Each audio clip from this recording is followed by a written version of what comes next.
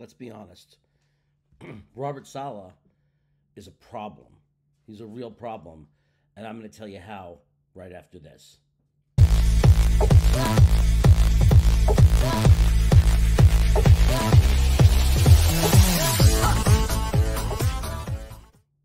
Okay, so let's break this down. Let's break down how Robert Saleh is going to destroy the New York Jets and what I mean by destroy or crush the New York Jets.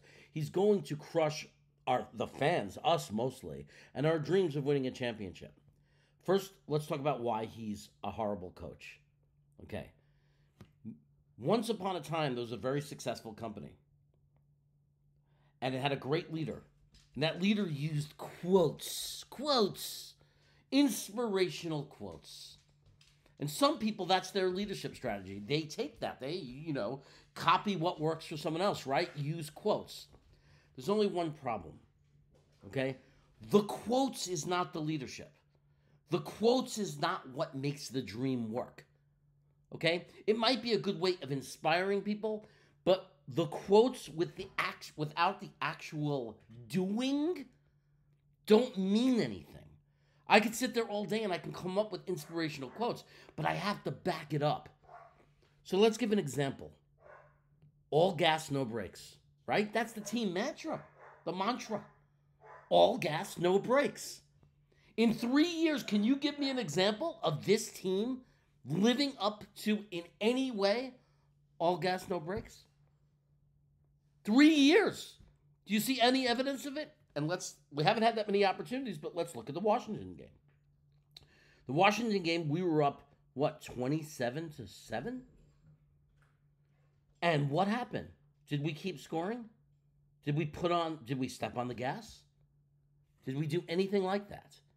Did you see any evidence that we were all gas, no brakes? It's not what I saw. I saw a team stop playing. I saw a team relax. So you could say, well, that's the players, Jeremy. That's not Robert Saleh. Really? It's not the coach's responsibility to be on the players and making sure they remember this big mantra, this quote that they put up on all the walls? Look, yes, there are companies that are very successful, that inspire people and have great quotes to keep your mind refocused, to look at it, to look up at that quote and live it. But if you don't do the other things, if you don't have the locker room, if you can't inspire the players, if you can't during the game see that it's happening and put a stop to it, then what good is it? That's just one example. He said a million different quotes. I forgot the exact quote. He talked about adversity. About how you find out the real test of a team when they encounter adversity. Well, we've hit a lot of adversity. Have we done? Not so good if you ask me. If you ask me, when things go bad, they keep going bad for us. Historically bad. Historically bad. Cleveland lost a lot of players too. They've used 10 different offensive lines. They're on their third or fourth quarterback.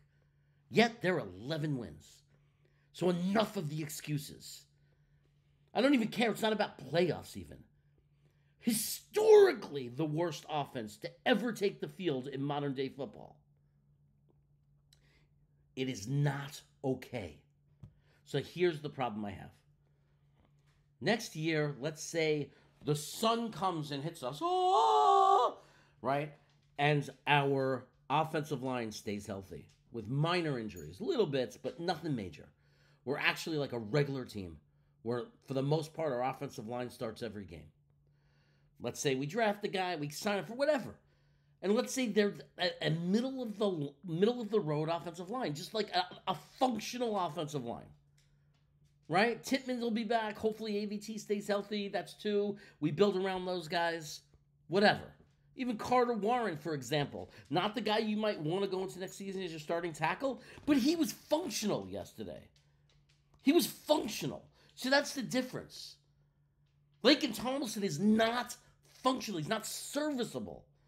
Becton is not serviceable if you're not going to give him help every play. He could not do it. And I'm not blaming him as an individual. I'm not. He had 2 major knee injuries. Clearly, he lost a step and losing. But the coach has to see that. The coach has to say he can't do it. So I either have to help him or replace him. It's just that simple. It really is. It's not brain science. And here's my problem. I know I said this. Well, go back to what I was saying. The offensive line, let's say they're functional next year. And we have a quarterback who sees things and gets rid of the ball faster and knows how to work around it, even if he doesn't have an elite offensive line. And Aaron Rodgers. Here's my problem. We win 11 games. Hey, 12 games. We're the talk of the town, right? Then we go into the playoffs, and this is where you bump into every other team that also is really good. Baltimore, Lamar Jackson.